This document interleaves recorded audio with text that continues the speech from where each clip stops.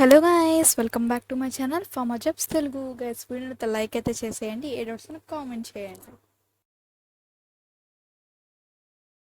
Company అయితే వచ్చేసి ఎపిసోర్స్ పూర్తిగా ఫ్రెషర్స్ని హైర్ చేసుకుంటుంది. కోయంబత్తూర్ లొకేషన్లో అనమాట. మెడికల్ కోడింగ్కి degree in medical science or life science, medical సైన్స్లో కానీ మెడికల్ సైన్స్ ఆర్ లైఫ్ సైన్స్లో కానీ డిగ్రీ అయితే పూర్తి చేసి ఉండాలి. మినిమం గ్రాడ్యుయేట్ అయితే ఉండాలన్నమాట.